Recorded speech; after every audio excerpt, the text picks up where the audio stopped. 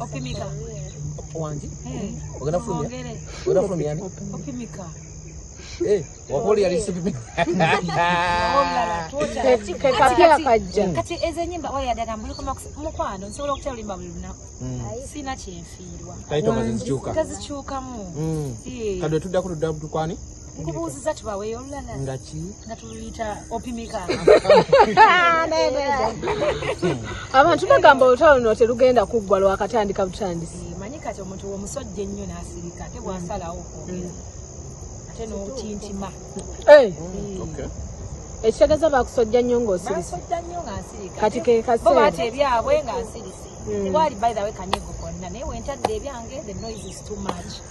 Spicy bagamba olimba no walutadde after ekiwandiiko kye baafulumizza okwabadde ekigambo like totally bakatinze ties naawe katinga ties nze nga nazikatinga dda ties alwawo just ekyakwesiika kwebuzaabuza naawe nteekawombo nze nga nakatinga dda ties nze seekwekeriza sekwekereza muntu abatanjagala nange simwagala simusangu ate oba tonjagala be open and say sikweyise no what no kyova ngamba sikwagala nange ngamba here tonjagala nange sikwagala simple life goes on.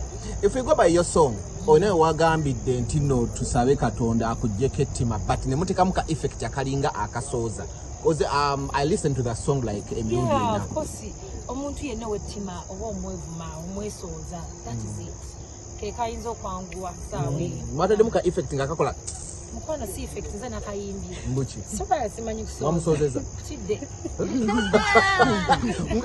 ndeka wabula ngende ndi late then wano nawe ogwira n'ogamba fake swagger fake mama fake feminist like you came direct it was bare knuckle.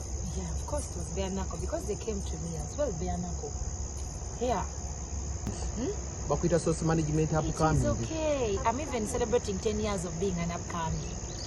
Era nyoza kuno mwaka igugwera kunyo spice nze wechitu chibaddemu yaka 10. Yeah, proud upcoming. Naye owaye omukyalo ye Ttima Goloza ali muvaawa. Mukwano munoonyerezeeko. Andi agadde nyonna. Ettima lye limuvaawo okusingira ddala. Mujjadde manyampola onobo yagadde. But the olutalo nolutandikira waddala like people don't know the origin of this battle chichiwe. Bakole ku research ate kati byonna tulikole. Mbagambe omuntu ali fake ate n'olutalo mbalage lwava take time. Omuntu yaligambye basajja naye gwe tetulaganga wene tetulaganga musajja kiki? Nze abasajja nyizo mba nina naye simanyi. Musajja nina I will speak for myself. Ate era sisuubira nti munange ene waffe yayinza I mean ewange omusajja okutuyinza bagamba gusa statement. Oli ebigambo spice statement gituuse kyojogedde kyekyo you are babating. Okay. Rewind kale the statement. I'm not rewinding anything. Banene omuliro olwakususeeko ogenze gukulingirako London. Ani London niyo mbadde nina okubira naye sirwayo komawo by nyimba ku Sunday komawo ku Tuesday. Okay. Because nina okwasaganya ate nimba njagala osigalayo wombereko mu kahulidde bafaani bange nayo bali manja nina okukomawo nkolere. Mwasooka n'osirika n'ofulumyawo akayimba ake ne tulowooza nti spice olukintu kino okitiddemukko.